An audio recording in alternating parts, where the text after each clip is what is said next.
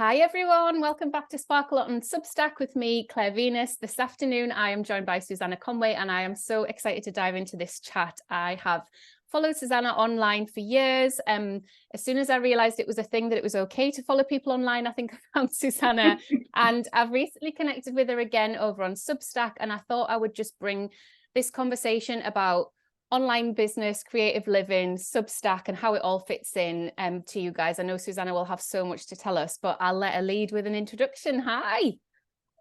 Well, it's a pleasure to be here. I've been online doing this sort of stuff since 2006. That's when I started blogging, started running my business in 2009, which wasn't an intentional thing. It just kind of happened. And somehow I'm still doing it. I'm a teacher, I'm a writer, I've published some books, and now I'm a Substacker, sort of. We're going to talk about that because it's not my main gig, and I have lots of thoughts about that. Yeah, and that's so interesting. We were just chatting a little bit before we started recording about Substack, and Susannah let me into a really cool, not secret because she's going to tell you about it, but I was so intrigued by this. So with Substack, as you guys might well know, you can import a mailing list in, or you can just start a Substack, or you can start a Substack and import your mailing list in later. What did you do, Susannah? I just started from a blank slate.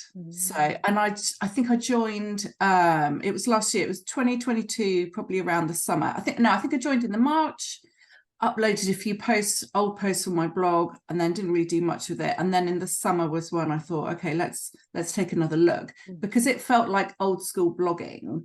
That was how I came to it, and I just assumed I would be using it in a similar way, and it would just be a place to blog, because I was sick and tired of blogging. I haven't done it for years. I'd done it for such a long time. There was nothing really special about it. And then obviously everything got taken over by social media. Blogging kind of fell by the wayside. So Substack felt fresh and new and exciting and different. It was something different. So I didn't want to import all of my subscribers, my mailing list subscribers, into Substack, because the way I run my business, my mailing list, which was on Aweber, and we've just moved it over to ConvertKit, that's like the engine of my business. That's something I've built up over the last 15 years of being online and doing this work.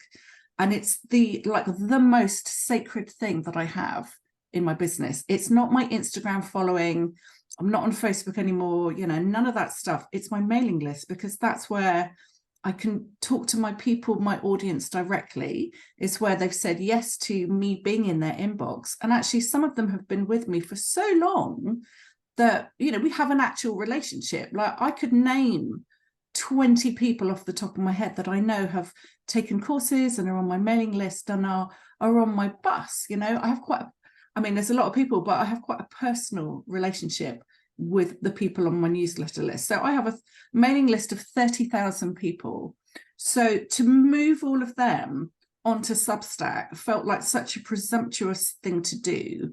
It didn't even occur to me to do that. And it's only lately I've seen people, they join Substack and I get emails from them going, oh, look, today we're now on Substack and this many things. And if you've got a few thousand people on a mailing list and you import it into Substack and that becomes your replacement, that makes sense. It's free to use and until you start offering paid subscriptions. So it's like you're saving money from MailChimp or, whatever you're using. That's a really smart thing to do.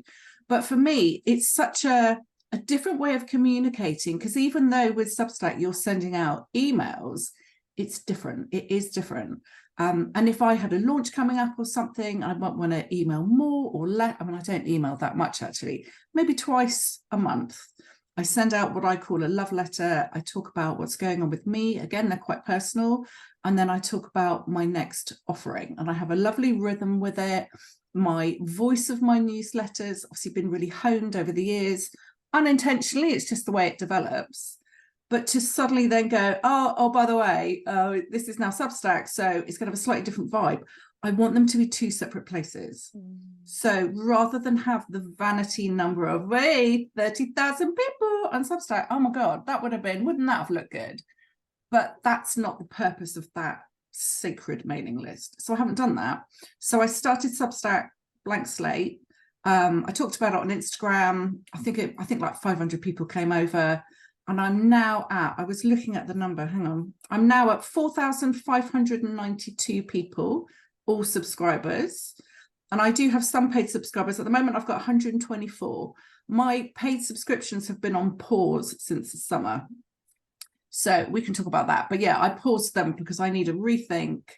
Yeah, we can talk about that. I didn't want, what am I trying to say? There are so many people now doing Substack, and it's become like a job, which is amazing. It's an amazing opportunity. But I already have a very full-time self-employed job. Like my business is full-time. So I was coming to Substack thinking, well, maybe I do want to, maybe it's more than a blog. Maybe it can be this. What could it be? People are doing different creations with it. And what could that be for me? So I launched paid subscriptions on my 50th birthday this year. And I said, this is what I'm doing. And I'm going to do a little secret podcast. And as you, in typical neurodivergent form, I have all these ideas. But then 3 months into it, I was like, this isn't bringing me to life. This isn't where I want it to go. So I paused subscriptions. Luckily, only one person asked for a refund, which was really kind, that everyone else has stuck with me. Obviously, monthly payments are paused. Year payments, annual payments are paused until we restart. But I'm feeling into what it could be, because I can't make it a full-time job. I see your Emma Gannons and your Marley Graces, and they're just like, they're doing awesome. But for me, it's slightly different. So yeah, I've got some ideas, but even then, I don't want to tell you what they are yet, because I have this horrible habit of saying I'm going to do this, and then I change my mind.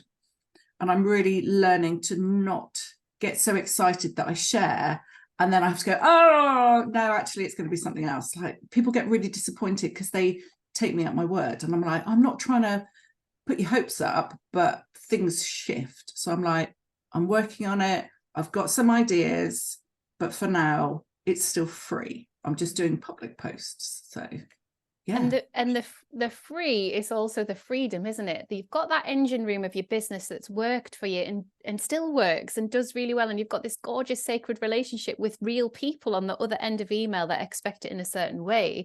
And then Substack's like this playground of like, okay, well, that's happening over there. That's happening over there. I'm leaning into it. I'm curious. I've tried audio. I just think that is the best thing, because it's almost like when we lock ourselves into the subscription model, it's like the biggest decision we've made, online. It's a subscription model, right? So people are going to be coming in and out, signing up to annual, signing up to monthly. It felt like a big commitment. It felt like I had to be really, really sure and really embodied. And even then, it's a co-created process. And I say that to people. I say, I hope you'll come with me, because this is where I'm heading.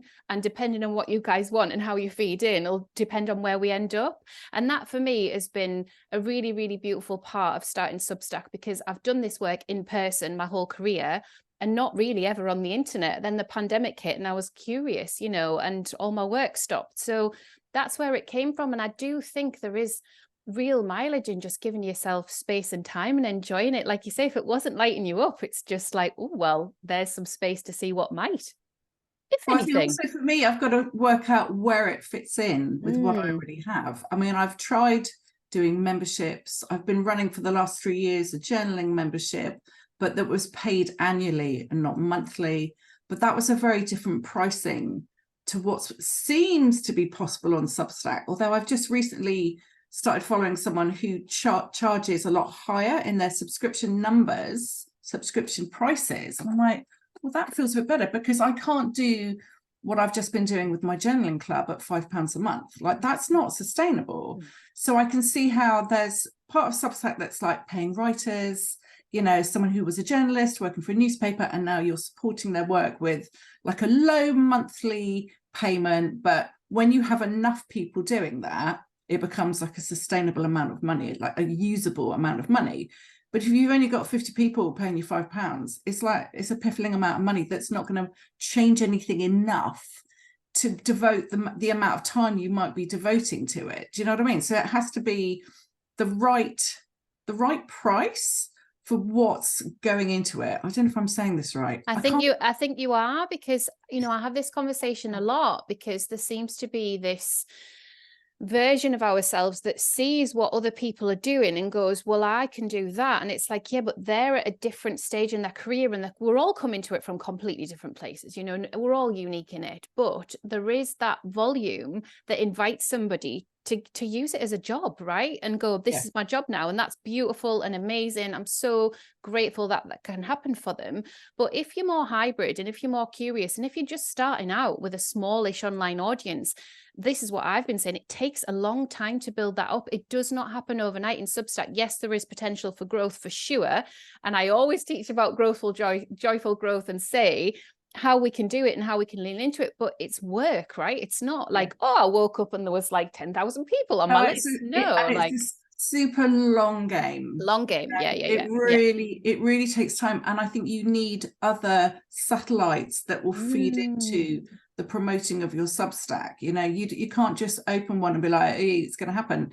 It's not. It's the same as any other thing on the internet. You know, you need a little bit of social media sprinkling in. It has to all kind of sort of sustain and feed each other. I don't think there's enough people on Substack to have your audience just be from Substack. You know, when I started blogging properly last year on Substack, my numbers were growing quite quickly, because there seemed to be, in a way, less people, so easier to be recommended.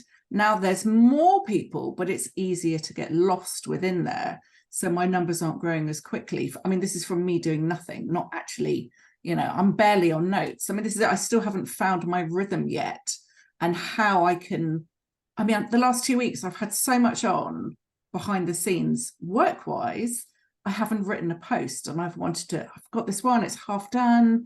I just haven't had the time to do it. And my intention has been like a weekly post on Substack. If I can do that, let's see if I can get that rhythm going, and then we'll see where I am in the new year, and maybe I can switch pay subscriptions back on. But I've got an idea of what the extra little bit could be, not just pay me to support my writing and nothing's going to change. I want to give something a little bit extra. But again, the pricing of it has to be in alignment with what I'm going to give them. I can't give loads and loads of things for £5 a month. That doesn't work. I can't sustain that, and that doesn't seem like the right fit. And again, like we said, but if you've got 100,000 followers, you know, it's like Spotify. What's that? £12 a month?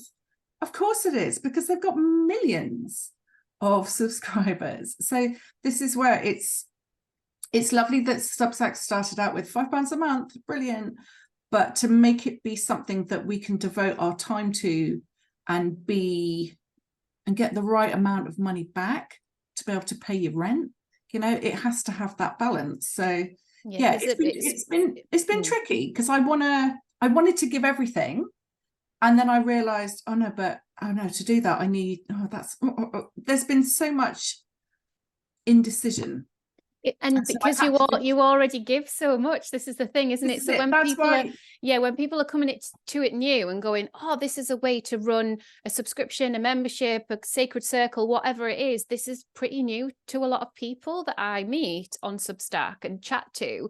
And actually, when you're already doing it, these are the harder conversations to have. And this is where people who've, like, you know, service-based businesses or coaches that I know have kind of gone, you know, and we've gone backwards and forwards, and it's hard. It's really hard, because you don't want to be in competition with your own business. And the subscription model was set up for writers to get paid and to grow.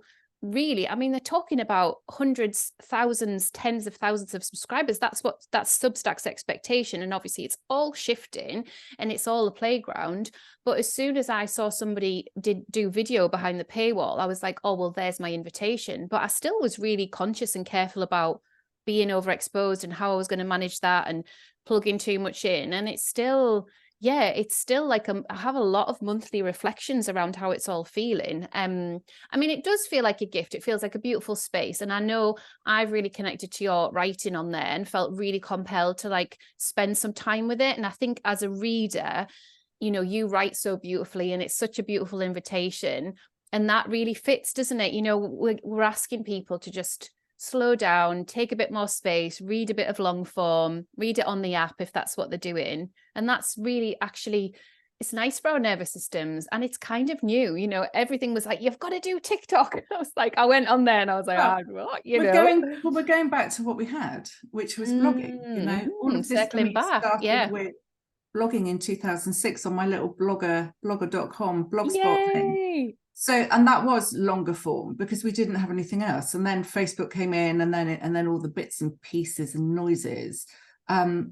I still think I just want my Substack to be like a blog. I don't think I want it to be a magazine format. If we look at what some people are doing with different people, different authors, and I'm like, okay. I think I still want it to be, well, it will always be personal writing. You know, that's how I write, you know, whether it's a personal essay or more of a letter format, or, you know, or just a blog format. I think that's how it's always going to stay.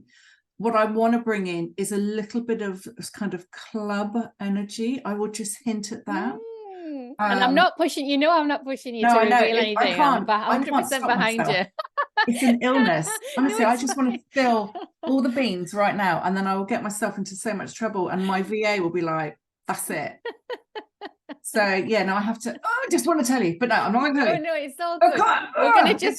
We're going to shift, because we really wanted to dig into your Unravel Your Year workbook, didn't we? So we were chatting about that. Let's just be safe and talk about that, because I was telling you that me and some creative pals, you know, we download it, we print it. Although this year I've got a new laptop, so I'm not sure how I'll do that, but I will. I'll find a way. Send you a link, a good printing place in the UK.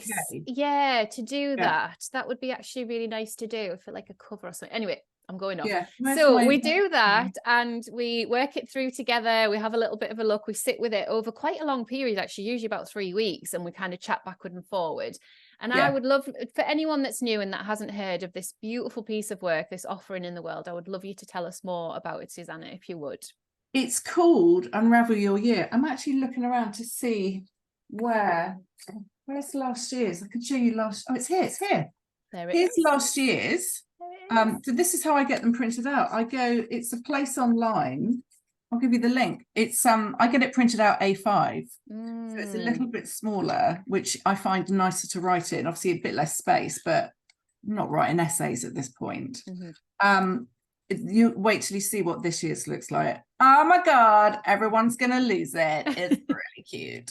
So last year's was a little bit simpler because I was in a simpler place with myself. Unravel Your Year. So this one is reflections on the year that we're just ending. And then the second part is reflections on what's coming. So like, I believe everything is possible. And then we have a little calendar section. This year, I'm changing that a little bit. You can find out what that will be. But yeah, it's just a way to reflect on the year that's ending, think about the year that's coming, you know. But this new one that's coming that I will be launching at the beginning of December is, I think, the 15th year, which is nuts. And they're always free. The first one I did was like a 4-page PDF. It was really simple, but the energy of that has remained. And obviously there are more prompts and more things to think about. But I think what people like is having the continuity of, it's a similar format each year. So each year you can reflect on what you wrote down. And this one I've really enjoyed. There are some years I don't do it because I've been doing it for so long. You know, you get out of the way of it. But this year we're just ending. So back in December 22, I had a section in here that makes you go through each month and jot down key things, like a word to describe the month and a key event and what lit you up and So I had a whole section of that, and I was reading it back this month while I've been prepping the new one. And I forgot, and it was my little workbook worked its magic because I remembered. Oh yeah, that's what. Oh yeah, I mean, I've had quite a bit of a shitty year, but it was nice to be able to reflect. And of course, you always look at the things that you're imagining for the year that's coming, and you're like, oh, younger me, oh, bless you, you know. And they rarely come about, but sometimes they do. But there will always be like a kernel in there that is seeded something, you know. There's always something, but we can never predict And I love the expansiveness of just being asked the questions. You know, I think sometimes it's so much about that, isn't it? Like, just ask yourself the questions and see. And you'll love this, but I'd filled one in one year, and it was before I had my daughter, and I talked about what I would feel like when she was here. And then it wasn't that year, it was the year after. So then when I reflected and I spoke about that energy and how I would feel and when she would come and what she would be like, and then she was here in real life. So, you know, there is magic in intention setting and magic in being expansive and being asked the questions. And I try and do my stuff around career as well, but sometimes in that time of year I'm just quite sleepy, you know, so I try and pump myself, but then I usually come back to it in spring for that. Yeah, I've thought about doing a work one. I mean, there are very good work-based ones out there, but for me, I'm thinking about work all year. You know, I'm always assessing and planning and analysing and, you know, tweaking, and it's my constant joy as well as my constant thought. I love what I do, but I find that that's an ongoing thing. But the sort of ritual of making the workbook, having the workbook, I mean, I made it originally for myself and then started sharing it, and now it's such a lovely thing to make, to give away. You know, because I get such nice emails from people and, you know, little messages on Instagram, and people love it so much. And I'm like, well, guys, I bloody love making it, because it's not often, I mean, we create free experiences and, you know, in business, that's what you do as marketing, and that's, you know, that's normal. But to do this, I mean, I do ask for an email address. I mean, for years, I didn't even do that. You could just download it. But now I'm finally, you know, oh yeah, I do ask people to sign up for it. Which helps my mailing list, because if you like this sort of stuff, then you're gonna, you know, like the sort of stuff I do. But it's still nice to have this thing that people look forward to that's free, and it will always be free. And I'm like, it's a pleasure, you know, it's a total pleasure to make it. I do get help with the design. This year I commissioned an illustrator to do the cover and some of the images inside. Ooh. Everyone's gonna love it. So that's really cool. And then I also do my Find Your Word. It's like a little mini course, which is currently now an ebook. And the new thing I'm doing for 23 is I'm going to do some workshops. So when this goes out into the world, or, you know, the new version, I'm just holding this because it's tangible. When the new ones come out, I'm also going to do a couple of workshops. So just like a 2-hour long workshops, one on the solstice for unraveling the year that's ending, and then one on the 28th in the quiet week between Christmas and New Year to find our words together. Oh, perfect. So you don't need to do the workshops, you know, I'm giving the stuff away for free, but the workshops will be, you know, a little bit extra, me chatting away. We'll have a slideshow, you've got chat where everyone could share their words, and you know, I think that'll be fun. So yeah, gonna do that. I love that. That would be so nice. It's such an anchor as well sometimes to have a space holder and all of that, depending on what type, you know, how our feelings are towards the end of the year, what we're reflecting on, the heavy energy that we might be sat with, just UK winter and family stuff, you know. So to have that like little glimmer is so lovely. And I know some people are like, oh, how do you get your word? You know, I still haven't got my word, and it's already like the 8th of January. It's like, it's all good, it'll come, but this will really help. It's not a science. Yeah, no. It's not a thing. It's not an exam. But I mean, I find my words, because I mean, blimey, I'm not short on words, so that's never a problem. But I did kind of make it into like a little formula, because people were asking. So that's how I made the little mini course. It's like a 5-day course, and in the workshop we're just sort of, see, it'll be condensed down, and you may not come away with your word, but you're going to have lots of thoughts about it. And I think just having something to look forward to is nice. Yeah, it is nice. And I've done a lot of Zooming the last couple of years, and so this is my first time doing it as like a little workshop, which is quite exciting. But that sounds really nice. Remind me of your word of the year, Susannah. What's your word? Oh my God. Well, my words for this year that is ending were simplify, imperfect, and ease. I had 3 words, and I have nailed those words, if I do say so myself. Yay. Some years I forget, you know, some years you're like, well, what was it? Yeah, but this year, imperfect, this got me making my own website, and I got a Canva subscription, and now I'm like, oh my God, I am all over the internet, because I'm it's good fun. Yeah, so I've been just letting go of the need for things to be perfect, because perfect isn't actually a real thing. So that's been good. And simplifying lots of things in my business, in my world, just, yeah, they've been really useful. We need that so much, because things have become overcomplicated, and there are simpler ways, aren't there? There are simpler ways to work, there are simpler techniques to use, there are simpler programs to be plugged in. Sometimes we can try something that might be simpler and it ends up more complicated, we can get rid. So yeah, that's really nice. You've got to go with what you're used to and what works. I think the best thing anyone can do with any kind of business, but especially online, is understanding how you work best. You know, like I got my diagnosis for ADHD last year, and in the year since, not that much has changed, because already so much of the ways I was working and doing things was done in the ways of someone who has ADHD. I just didn't know, you know, I just thought, well, everyone's like this. Turns out they're not, although 20% of the world might be neurodivergent in some form. And how many creatives? This is what I've started wondering. Oh, it's going to be all of them.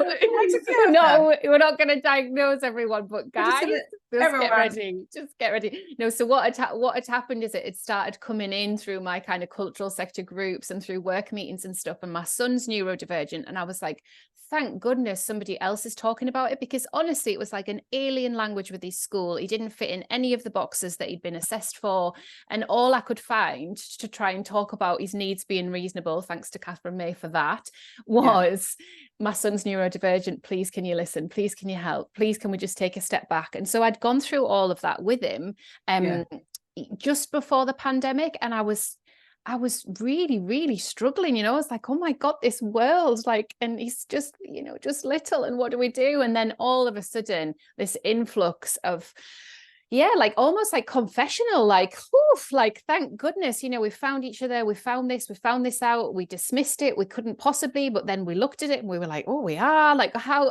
does it all fit? What do we do differently? It was like coming home for me, like, just especially because it was around the pandemic when all of that language started being used more readily, and I was so ready for it. Yeah.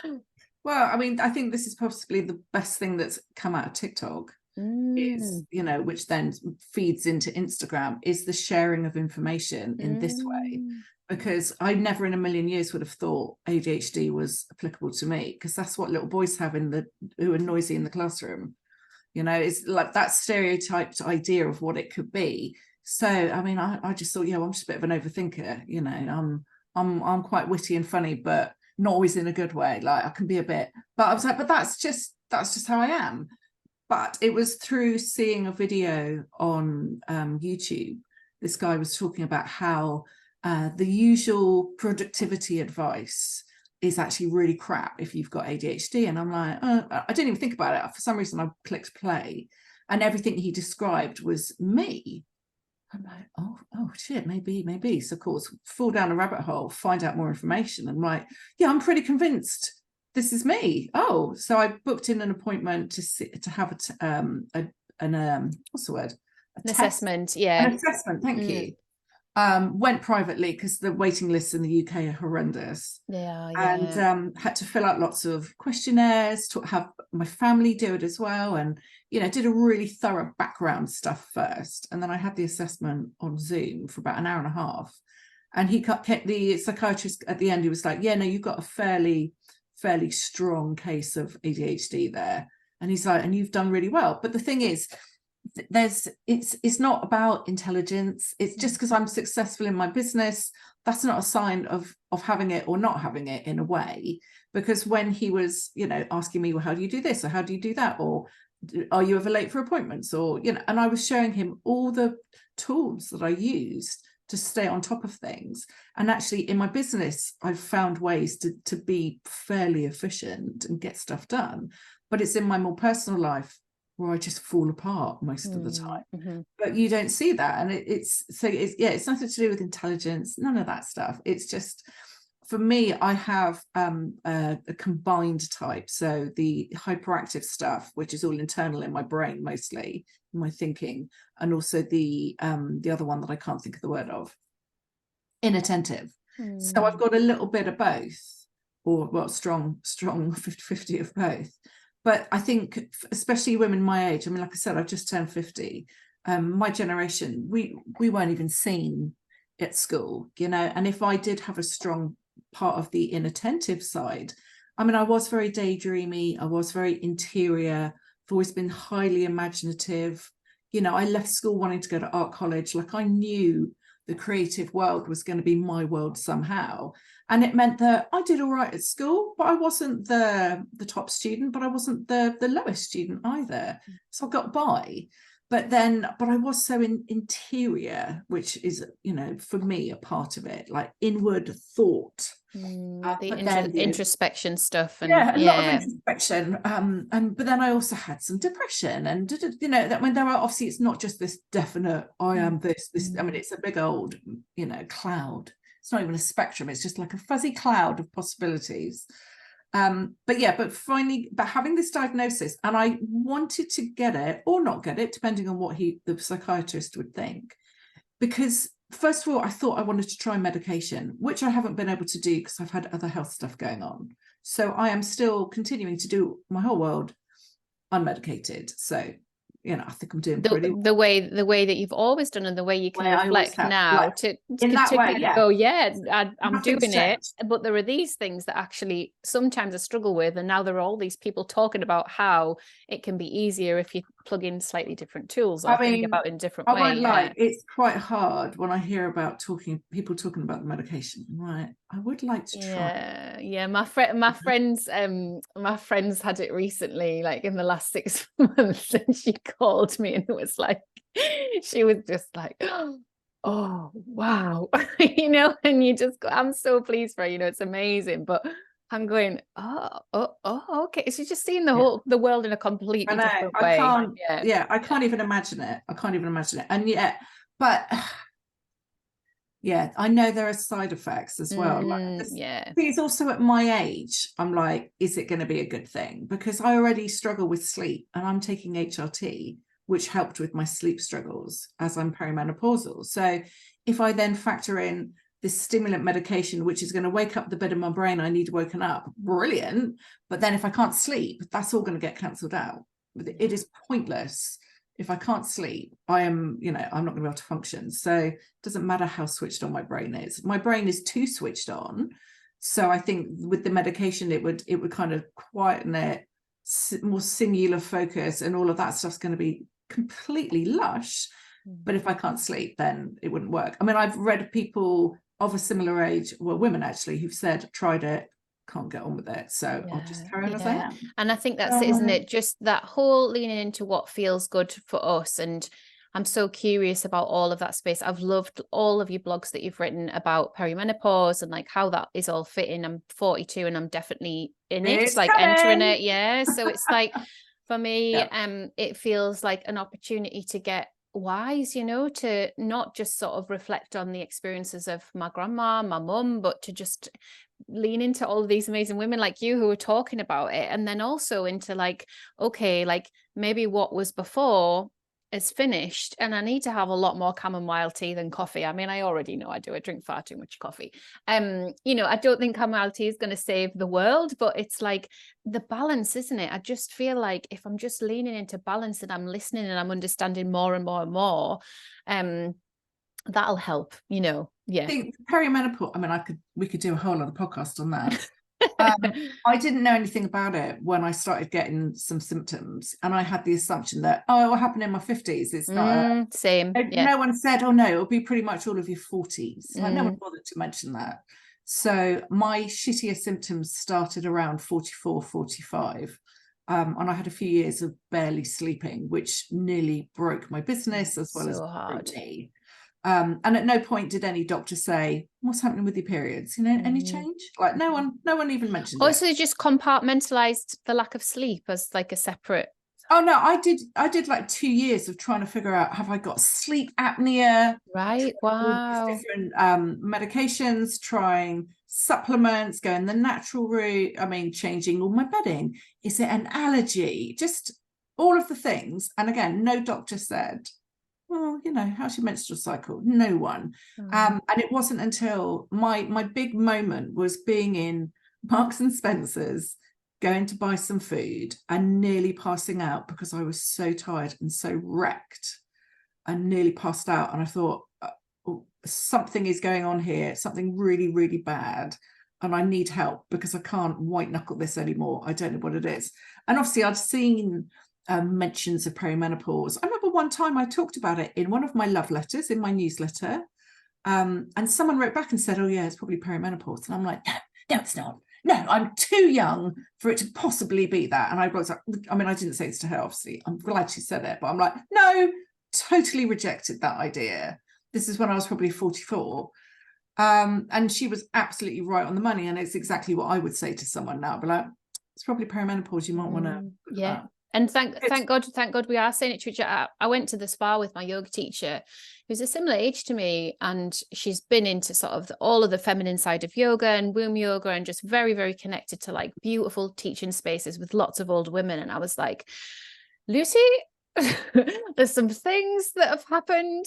One of them's rage. There's been a lot of rage, and I just spoke openly, and I was like, why doesn't anyone talk about it? And she went, Claire, I feel like I talk about it all the time. And I'm like, maybe I just wasn't listening. Maybe I wasn't able to hear it. Maybe I just thought it was much later, so there is definitely this in-between space of just going, oh no, but that's not for me. And actually the quicker we can get our heads around it, because when it comes, it just literally knocks you sideways, and you're like, what on earth is coming out? Like, what is something being unearthed? And the rage is a lot, yeah. The positives as well, obviously, like I still have so many bouts of creativity that are just like so sacred and so beautiful, but yeah, the other bits, there's been some slightly unnerving bits, and I just think it ebbs and flows though. That's the thing. I mean, we've only got to the point now, I feel, where younger women are talking about their periods. They've got their period acts, their cycle tracking, they're talking about their luteal blah blah blah, the spring and the winter and all those spring. Amazing, like that's finally feeling quite established. There are lots of books about it now. It's all very cute and lovely, brilliant. The menopause is what's changing now. I feel like our generation, or maybe are we in the same generation, Claire? I'm 42, so yeah. I'm a few years above you in school. But when you spoke about school, that's my experience of school as well. That kind of, it's so spacious. You were allowed to be creative. You were allowed to daydream. Creativity was really valued. And obviously watching my son, he's 9 now, I'm just like, oh my goodness, like, can someone thank him for his beautiful art? Because it is incredible. He's an incredible artist. He gets that from his dad, like the technique side. Dave's amazing at art, but you're just like, why is creativity just not a thing like in school? What's wrong with this country? I'm not going to go down that rabbit hole, but I mean, I feel like the spaciousness. We'll do a few. We've got time. Substack will host them for free. It's all good. That spaciousness that you spoke about in school, and then how that set the tone, and how that's still setting the tone for you to take up space and give yourself permission to lean into your own creativity and have it as a job as well. But it wasn't. I went to a girls' grammar school, and I was never particularly academic, so I hid in the art room. It's not that they were like, they weren't championing it. But I think I always had quite a clear idea of the direction, maybe not where I was headed, but the direction, because I couldn't think of any other thing to do. Like, I've always been the artsy girl, that was always me, and that's never changed. And now I know that so much of that actually is part of my neurodivergence, because I have this brain that makes all these associations, but it doesn't just do it with creative, cool, worky, wordy, luscious things. No, it'll be about everything, so I'm constantly overthinking. I can't switch it off. It doesn't, I can't control it. But with the perimenopause stuff, now women are talking about their periods. That's awesome. And now our generation, or the stretch of our generation, we've got Louise Newson, doing her thing, and let's talk about HRT, and that's really awesome. Hers was the clinic I actually went to after the M&S incident when I nearly passed out. I got home, I got online, I tried to get an appointment, and I got one like a week later. And I actually went up to there, because this is when they just had one clinic in, I can't remember where it is, but no, I went up and just cried with the doctor. I said, I am absolutely destroyed, and I don't know what to do. So that's when she put me on estrogen and progesterone. And within a few weeks, I started feeling it's not a magic, Like if you have a lot of hot flushes, going on estrogen actually can help that really quickly. But I've never really had that. Like there are like 36 possible symptoms, and you get your own little cocktail of whatever you're going to get. I think if you have particularly bad PMS, you're likely to have quite bad perimenopause, which is what I had. Always had dreadful PMS, so it kind of explains why that was so bad for me. I couldn't really ask. I asked my mum, but she had a hysterectomy, and she did go on HRT back in the 80s. But again, it was a different formulation. It was like a different world. This is the modern world now. You know, it is very safe to take HRT, and actually there are so many benefits to it. With the estrogen, I take it through my skin. You know, it's not metabolized through me, so that's a better, safer way to take it. So there's all of this stuff, and there's still a lot of misinformation out there. But I do sleep better. I don't sleep perfectly because I'm neurodivergent. Oh, that's part of my problem.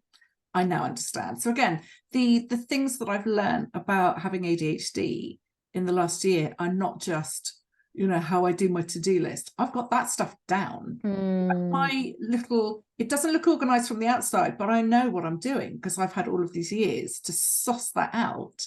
But it's things like, oh, that's why I can't sleep. And this is why I find cooking so hard. And because I know how to cook.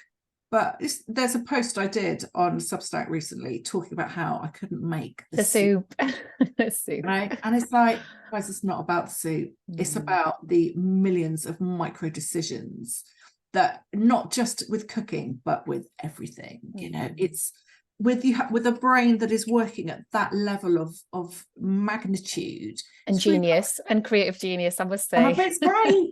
Some of it's really shit. You know, there's a lot. Yeah. So anyways, that's been great. Ironically, to know, you know, I often say it's like, I've been doing this jigsaw for all these years, and now someone gave me the cover, and I know what the picture is making.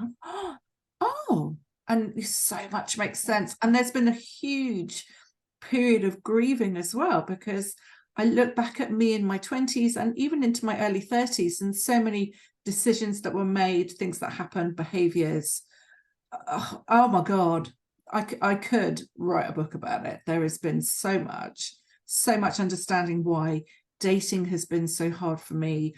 There's lots of additional bits to ADHD that I have woven in. You know, it's not just this very set experience. There are so many variations on it, and it's just having that information makes me just more forgiving of myself. You know, it's just, oh, that's why that happened, that's why I did that. I'm very impulsive, and now I know why. And I would never have said that about myself. I'm an introvert. I like being at home. I'm not gregarious, and yet I can be. It'll exhaust me, but I can be. If we met in person, you would be laughing your face off because I am very good company.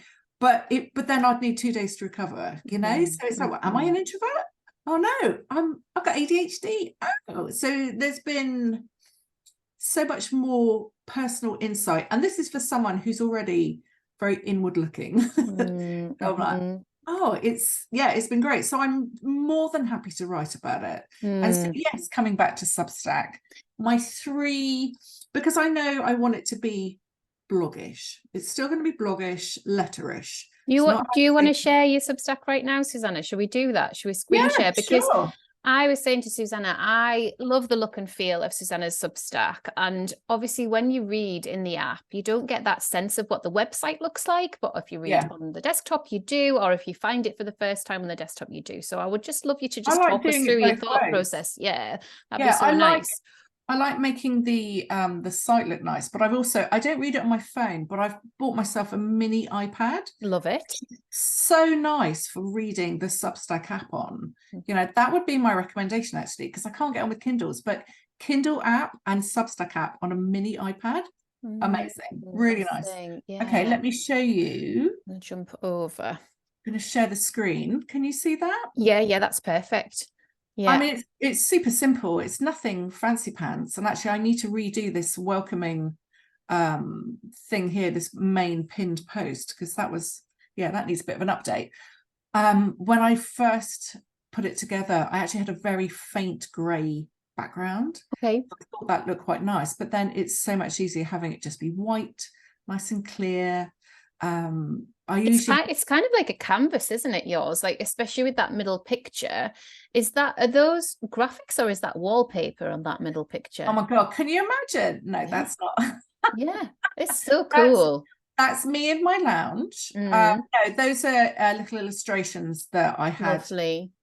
Zara Kitten Chops put on for me. She's a designer and lovely, lovely person that I've collaborated with a few times. So that I asked her to just put some doodles on that kind of encapsulates my brain. And this was before my diagnosis. So yes, there's always been a bit of self-awareness there. That's beautiful. My photography, I mean, I'm a trained photographer, so I always have pops of color in my pictures. That's just how I shoot things, you know, so that's nothing new.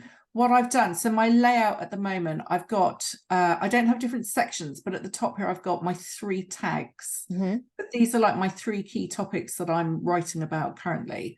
So creative living is quite a broader place, midlife and neurodivergence. I mean, I think creative living probably has the most. That's a kind of catch-all tag, but then neurodivergence is following up, because I don't mind talking about this. The more I discover, the more I want to share. That has been the thread through everything I've written about online. That's what my book is about. You know, I just talk about my experience so other people feel less alone. Yeah. You know, and you may not have ADHD, but there's going to be bits in here. ADHD is like a collection of human behaviors, but it's turned up to 1,000. But when people say, oh, you know, a bit ADHD, well, no, you're saying you have it if you have it all the time and you always had, and it's chronic and it's sometimes a problem. That's when it can be a diagnosed thing. But some of the behaviors you may do as a human. So they're going to be pieces in here like procrastination, like stuff like that. You will see yourself. You may not see my entire experience as your experience, but there'll be bits in there that hopefully, you know, will speak to you. The midlife stuff is, I mean, as you can see, it's not that big at the moment. All of this kind of crosses over really, but I quite liked the idea of having these sections, which I'm doing it through the tagging thing. No, so and for a reader as well, like in that bit that I was explaining where I'd sort of gone to the spa with my yoga teacher, if I'd known like that midlife section existed in your work and I could just read, I would have just binge read all of those, you know. And sometimes I think it's us getting better at telling people that exists, isn't it? And reminding people, oh, I've got a whole section on this, or like the ADHD as well. Some people just, I know I'm going to send that over to like my friend actually, to read more on, because it's like, otherwise it's just the whole internet, isn't it? And so just being able to stay with one person who you've got this like nice, cozy online relationship that you feel has compassion, you can kind of dive in and spend some time with it of a Sunday afternoon if you want. Yeah, I love a bit of a binge. Well, I forget that people don't always look at the website. I mean, I'm at the moment on my desk, I have a laptop and I have my big computer. So I'm a very screen person. But you're right, when you're looking at it on the app, you don't see all of the other stuff that's there. But again, I'm always going to be old school. I love a website. Going on. And you've tried some audio bits as well, Susannah? I do have, so the podcast was where I was doing my original paid for subscription stuff. So I think there's a couple there that are free, and then there's 3 that were for the paying subscribers, which I did enjoy doing, but it's just not quite, it hasn't fitted in yet. I haven't found my sweet spot, and I want to, because I am enjoying Substack. I like hanging out on Substack, you know, so, but I need to just, and also I need to do it in a way that is more flexible. If I say, right, every month I'm going to make you a podcast, and then that next month I don't want to do it for whatever reason, that traps me. And then I either can't do it, won't do it, feel resentful about it. All these feelings that I shouldn't have about making a quick audio. So now that I have this understanding of, okay, well, I work best when I have freedom to do things on a whim or impulsively, which could mean I create an entire course in a weekend, but I need to have freedom and flexibility.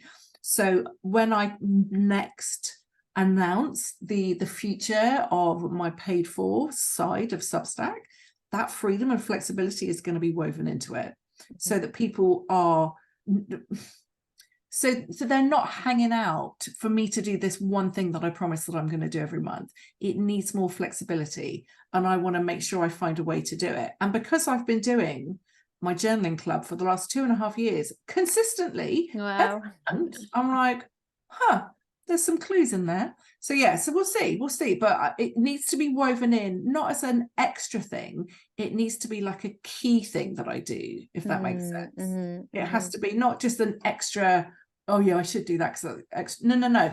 If I'm going to do Substack, it has to be woven into the offerings in a way that is more sustainable for my energy levels. So, and for you, if a reader finds you and they've never found you online, because that's completely possible, right? I don't have a big online social media audience, but what I've found is lots of Australian people found me all at once. Some Americans, Substack was bigger in America than it was in the UK when I first started. They liked my accent. I was just like, that's having the accent thing. So if a reader finds you, what do you want them to do? Like, do you want them to come over to your business website eventually and like spend more time with you and courses? Are you happy for them to hang out here? Have you thought about it?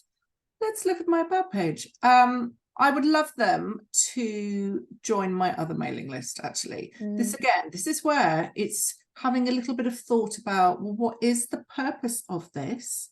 Because I've done bits and bobs of blogging over the last few years, and it's never really taken off because I was too involved in social media. And so if I'm going to do this, I want it to have energy behind it, not just a occasional, but then it gets forgotten thing. I hate that.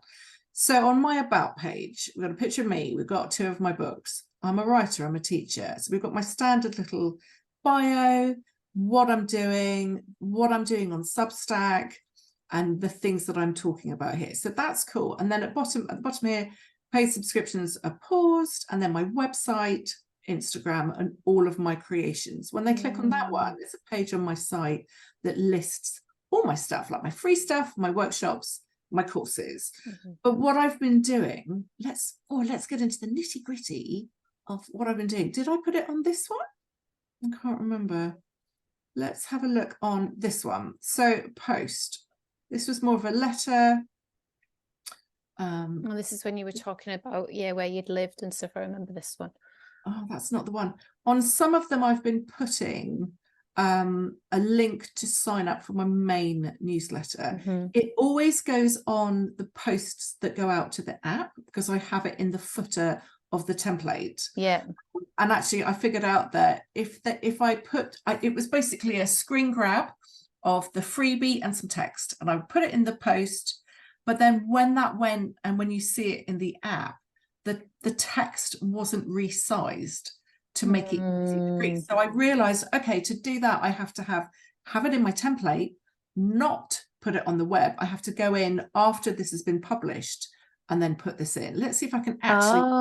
Okay. Yeah, because I realized I love all the workarounds. I did a workshop on headers and footers, and we were all like, it made everybody look at the stats first to see who was reading in the app and who was reading in email, right? Because obviously in email, the headers and footers come through. In the app, they don't. On the website, they don't. So everyone was like, how do you just got to spend a couple of hours checking these things, because whenever I send out a post, I look at it on the app, I look at it in my inbox. I want to make sure it's legible, links work and all of that stuff. That's a great photo. There we go. Oh my God, finally. There it is. So this thing here that has a little mock-up of the ebook that's free, and I've got a button here. When you click on that, so that's an image, and then people can click on it. Oh my God, does that not click through to the thing? I think it will. I think it's just maybe because it's yours and you're logged in. Because when I think it will. Normally, when you click that, because I've linked that, maybe I can put a link on it. Anyway, the idea is when it works, oh my God, it will click you through to a sign-up page. Get the free ebook, and then you're added to my main mailing list, not on Substack, on my actual love letters list. That is actually where I want people to be ultimately, because then I can chat to them and tell them about the things that I'm offering and making. But like I said, I have this in the template that the emails get sent out in, and it goes to the app, but I had to put it in here separately. But I'm wondering if I haven't maybe added a link to that. That might be maybe it could be, but it might just be because you're logged in, and it goes a bit funny sometimes, doesn't it? So, but that's a really, really good way of doing it, though. That's so good. You just never know. But yeah, but having a little extra thing, not just you can see here with the footnotes, and I linked to Caroline's thing, and that's really cool. But having an actual visual thing there, but it looks like it's sort of in the style of the post. It's in the style, it's branded up, and also it just breaks your concentration for a minute and invites you in, doesn't it, to then take that action. That, you know, all the stuff around give people one thing to do. Well, that's quite hard when you're neurodivergent, because you just want to give them a lot. Well, so I mean, I think it depends. If you say, I mean, that's the whole marketing thing. With this, I've got sometimes links to posts that I've already written, so always good to link around to what you've done. This is a roundup post anyway. Yes. To people Louisa, that I've read, that was really cool. And then a thing on YouTube and books I'm reading, and, you know, just a nice little foxy in my garden. I love him. Amazing. They're so amazing, but aren't then they? At the end, there's the link, if it works, to my freebie, and then also the footnotes. Things like that, because the Unraveled Heart, because it's not a standalone business, I just want to keep you on Substack, because this is an extra piece of my entire ecosystem, which is, I mean, my main job is teaching creative courses online. That is my number one job.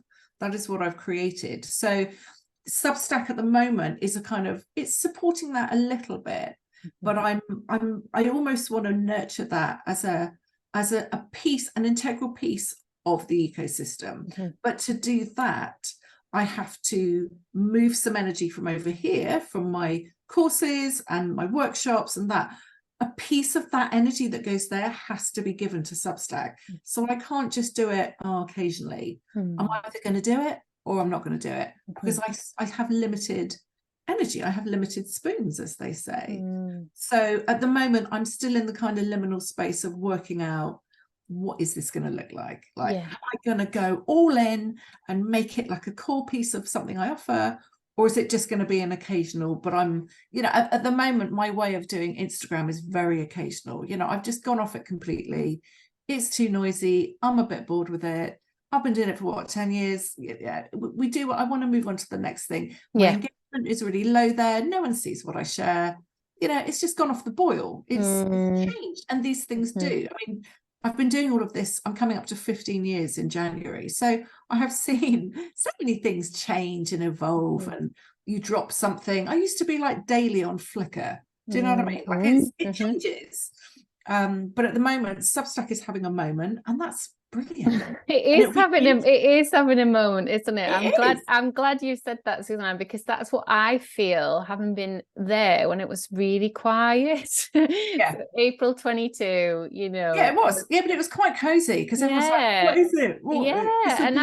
It was just like, okay, it's just a space, and there's some nice intentions by the founders, and there's a few staff there now, and it's a cool startup, and then the energy's taken off, and it's a really interesting space to spend creative time, I think, and to give ourselves that kind of permission to go, we're not machines, we're not going to be subscription machines at £5 a month. We might have a seasonal offer. It'll still be whatever it is a month. The monthly might go up to 30 to 40 to 50, like membership. This is what I said to a colleague who also teaches on Substack. I was like, you know, memberships are not £5 a month. Like, we don't offer memberships of £5 a month. That's not a model that would have ever sustained anybody, especially not in a cost of living. So I'm always so conscious when people are like, I really want to turn on paid. I'm like, yes, I get that, but let's just spend some time. Let's spend a lot of time working out what that is for you, because it's different for us all. And I think that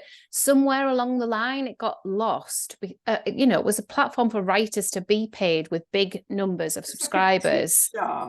The £5 is like a tip jar at that level, when you've got enough people doing it. But if you're moving into offering more things and making it a bit more dynamic, then it has to be priced accordingly. Because also, when things are such a low cost, I always think they feel like they have very little value. Mm-hmm. You know, like People could take it or leave it sort of thing. Yeah, exactly. It's like, oh, okay, well, what am I going to get for a fiver? How good is it going to be? Like, how much energy are you going to put into it? Oh, I don't know. But if I'm paying £20 a month, I'm like, all right, I have an expectation. You to engage. Yeah. I know And it's so interesting, all of that space around value and what we value and how many subscriptions we can physically plug into wholeheartedly, because we don't want to just subscribe for subscribing's sake, do we? To support people. It's great to support people, but it needs to be that conscious connect, doesn't it? And that kind of exchange of our energy with their energy. We want to absorb what they're doing. So yeah, I've got a few people that I pay to subscribe to, really just because I love their writing. Like they might occasionally do a little extra thing, but I really enjoy your writing. I value it personally, so I'm happy to subscribe. I like that. And then I'm trying to think of someone else that gives extra bits and bobs. Well, I had Kate Flanders on the podcast in the summer, and Kate offers some extra bits and bobs. But again, I didn't have an expectation really for her to offer those extra bits and bobs. I just really liked her books and what she wrote, and I loved that she was on Substack. So that was my intention, to support her work and do that. And then she does offer the bits and bobs. And I think, the first time I was like, I have to go. And, I just sort of sort the childcare, and it was like, right, and then afterwards I was like, okay, like I could catch the replay, or I could let this one go. I knew my intention. My intention was to support Kate, to support her work, to read our work behind the paywall. And then if I could make a workshop, great. And I think that's it, isn't it? Like it's meeting people where they're at, meeting our readers and sort of seeing where they're at. And you've obviously had this beautiful experience of running this journaling course online, which sounds incredible. I mean, I did a journaling course of yours, and I just wasn't expecting it to be that deep, Susannah. I was like, wow, I'm all in, I've gone in. And I mean, it was life-changing. I loved it. It was gorgeous. It was years ago. And I hadn't really done anything online before. I was quite new to that space of like learning online. So yeah, it was definitely a welcome experience. I loved it. So yeah. This is it. I'm so used to making a 6-week or a 4-week course, and now my stuff, it's not just written and photography, but I'm now making loads of videos or slideshows, or there's and Substack gives you that space to also host those sorts of things. I see people are hosting courses on Substack now, not just about Substack, but using it as a hosting platform, which is also awesome. But I think we've got to still keep figuring out, if it started as a way to have a tip jar for writers, but now we can have audio, we can have video, we can have secret membership things, we can have like all those bits. You got to, I think, decide, well, which way am I going to use this, and kind of not look at what everyone else is doing. I see people thinking, I've got to make this big cabaret to keep everyone entertained, and it's like, well, actually no, you don't, because we're not just subscribing to you, we're subscribing to 20 other people, maybe more, and suddenly your inbox is this chaotic, noisy space. So I love it when people are like, one post a week. Yeah. Know that on Tuesday, I'm going to just enjoy reading that on my mini iPad. Brilliant, and I don't feel overwhelmed by that. And then on Wednesdays, I get so-and-so's. So I'm loving when people are consistent, which tells me I would like to have that consistency. And consistency doesn't mean daily or even weekly, but it just means regularly predictable. And I haven't achieved that yet, because whenever I'm busy, like at the moment, I was getting my Black Friday offer ready, and now I'm working on the workbook for everyone, and doing all of that stuff takes time, and I haven't had enough spaciousness to be able to finish the Substack posts that I've been working on. So I've been quiet for 2 weeks. We'll be so ready to receive that. We'll be so ready. This is the thing. I think we, tell us, like, I've got some on draft, and they just ended up being too complicated, and they've been there for months, and maybe they'll never see the light of day. And I'm just like, actually, that's okay. Like, I enjoyed the writing process. I didn't feel compelled to post or schedule, and I haven't, and they're pretty finished, but sometimes it's that, isn't it? It's the dance of it all. And I think you do it beautifully. So yeah. Oh, thanks, man. I try. I have a lot of posts. I have a lot of posts that are half written. I use Scrivener, which is why I always do all my writing. Oh yeah.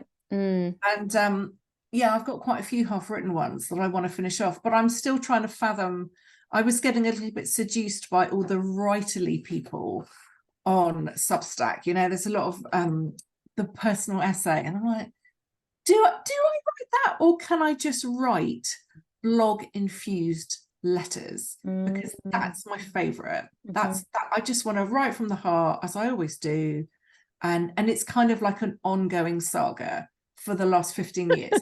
I kind of want to just be in there rather than, you know, writing an essay with quoting someone else, and I'm like, I'm not doing it in a kind of literary form. I don't really want to do that. So, and I never have done. But you can't help but see what other people do, or see a class, and you think, oh, should I?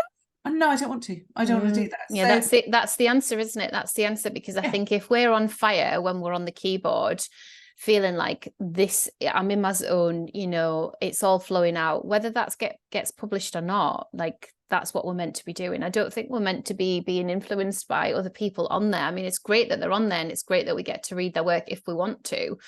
But yeah, I feel like it's about the personal exchange with your readers, with Substack as the vehicle. Because actually they don't mind who's doing what and they're doing that, you know. It's all a big sort of lovely sort of ice cream shop of lovely things, isn't it? Have sprinkles on if you want, no problem. Gluten-free wafer, thank you very much. Oh, thanks a lot. I'll have a coffee after mine. No, I better not. But no, you're right, that's exactly it. I think because Substack is having its moment, and everyone has tips and tricks and thoughts about it that we are seeing if we're looking. I think it boils back down to, well, what's right for me as the communicator, and also because I do know my audience really well. You do.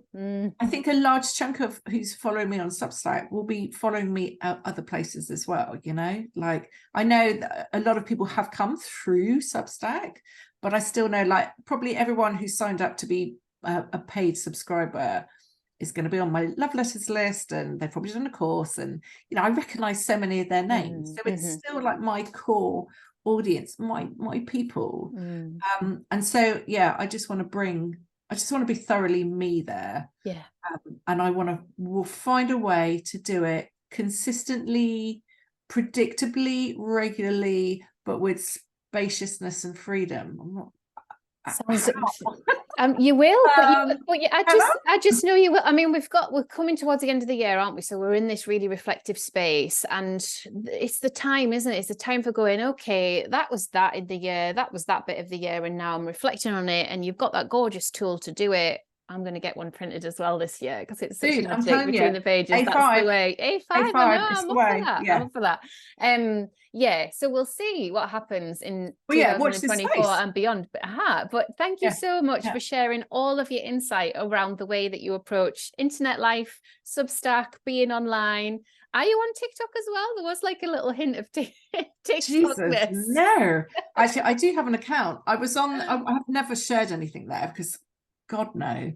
But I for like a hot minute I was doing that, but then I kept going down weird rabbit holes, and we're like, oh no, I don't want to see that. Oh God, it was too much. It was so unpredictable. You'd think my brain would like that, but no, I'd end up. I'm like, I just want to look at kittens, man. That's all I want, and I'd end up show me that. Yeah, no, I think I'm sure I've spoken about this before, but I ended up down a rabbit hole of jet washing, and I couldn't get out of it. I couldn't get out. I was like, I just couldn't watch it. I need more jet washing. I don't know, man. That sounds like quite calm. I was once where people were like squeezing spots. That seemed really big. People were like, you've got to let the algorithm learn you, and I was like, I don't want to. I was just favoriting the kitten videos, and it didn't work. I don't like TikTok at all. But then when I found the ADHD stuff, obviously I'm like, oh my God, that's me. But yeah, that's actually too random and too noisy. I always have my phone on silent. I look at Instagram on silent. You know, I don't need lots and lots of noise. If I'm going to listen to something, it's going to be my choice. It's a podcast I've chosen, or music I've chosen. You know, I keep my internet world actually quite quiet as much as I can. And when I'm writing, I want it to be thoughtful. And then very occasional time I do a podcast. I do actually really enjoy that. But I can't commit to it's going to be regular. I can't commit to it. I'm too chaotic. But people can listen to your voice on Substack if they'd like to. They can read your posts, they can head over to your website and see your other bits and bobs. And I would thoroughly recommend that you do. They will be amazed at how calm I seem, because it's all fine. Well, I mean, I've really enjoyed speaking to you in real time, because I think it's that whole thing, isn't it? You feel like you have got to know somebody because of their online presence. And we know that's not real. We know there's like an energetic human. And obviously this is the next extension of that. If we ever meet in person, that'll be a beautiful thing. You should come to Annick. We're having a story fest in February. So there's Sharon Blackie and Emma Gannon's coming up. I've got a gig there. There's some other good writers and stuff. So it's February. So if you fancied a train up, we'd love to host. Come see us. But yes, my point is, it's a whole other version, isn't it? When you Zoom or when you meet people, in person. And I think all of that space, I'm so grateful for teachers and mentors like you, Susannah, who help us to navigate it, because it's not easy, and we are looking for inspiration and to stay steady in our words and our pictures and how we share things. So yes, I'm very grateful for this conversation. I'm very grateful for you and the space you take up in the world. I've really enjoyed today. Thank you. Thank you. I'll see you really soon.